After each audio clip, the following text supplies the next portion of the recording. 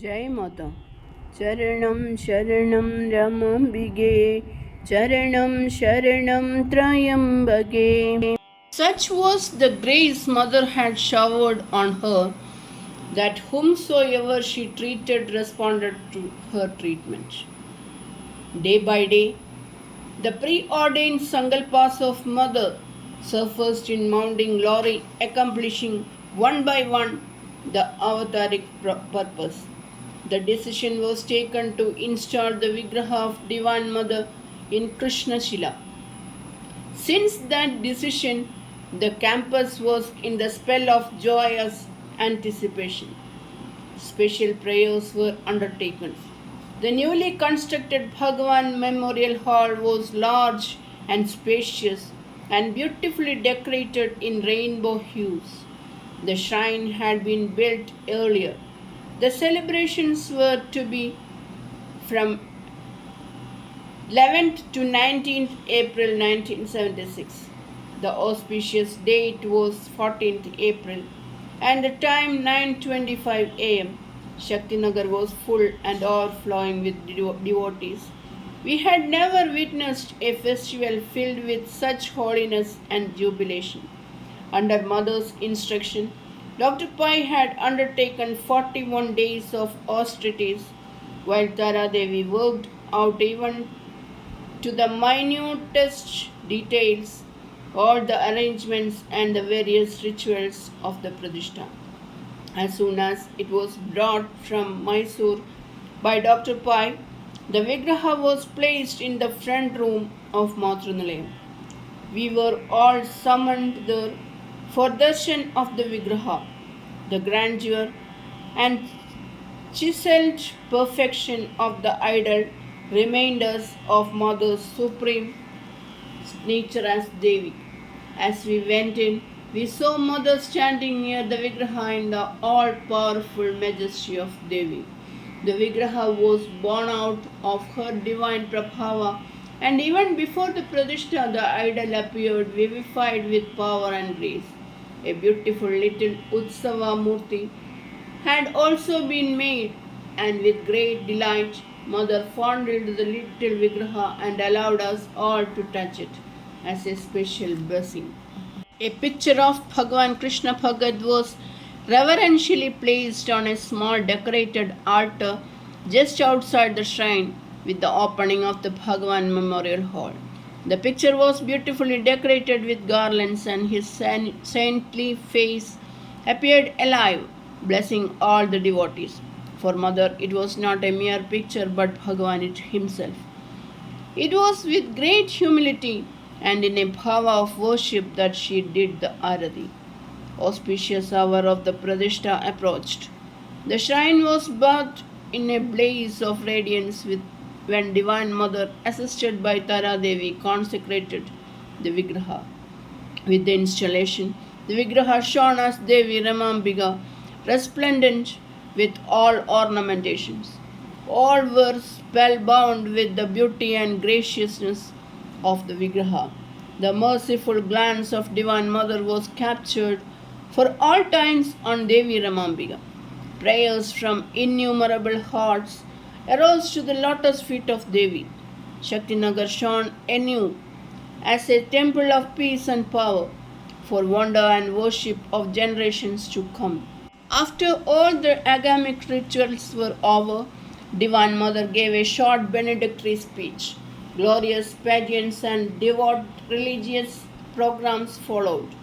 More than thousands of devotees joined in the jubilant procession, which went all around the campus with the Utsava Murti carried on a palanquin.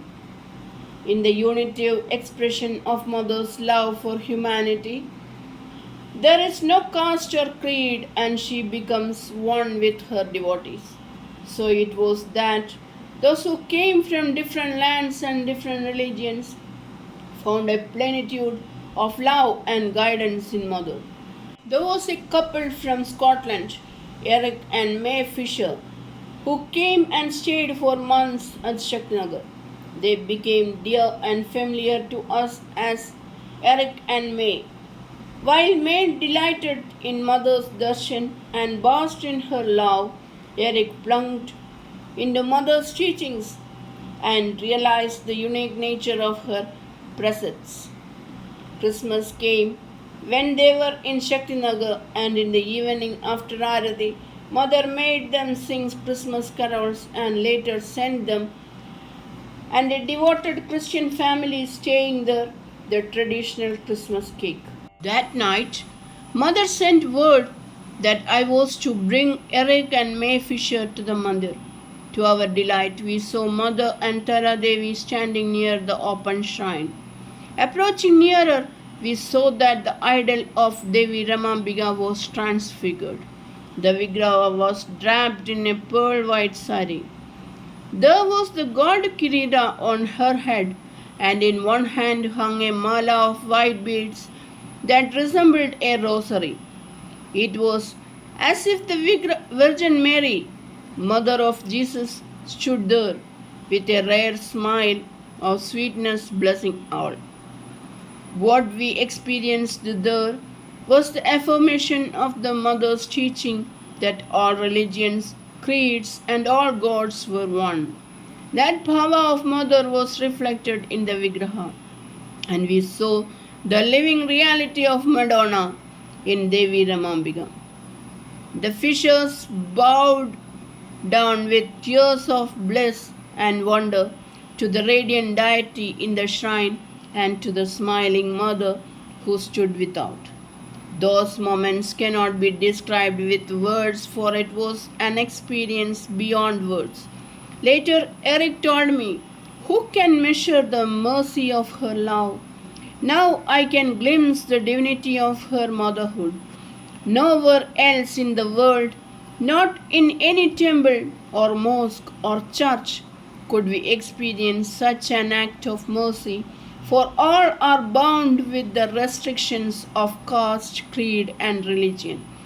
What we saw here, transcending all these barriers, was the living truth that all gods are one.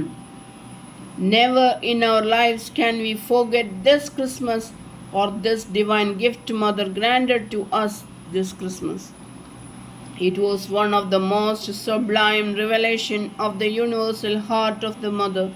The sweetness and peace of the experience lingered with us far into the night. The spirit of Christmas, ushering in the birth of Jesus, the Son of God, was felt as a palpable reality that holy night. Even now, the remembrance of that night brings in its wake a feeling of eternal benediction.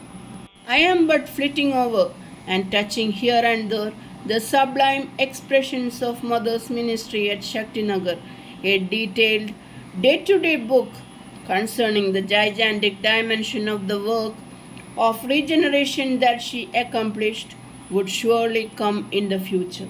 The Sunday morning darshans started from the inception of Shaktinagar with meditation and discourses by Mother, blossomed out to become a blissful event. From Fridays, families of devotees poured in, and the flats in Shaktinagar filled as if for a festival.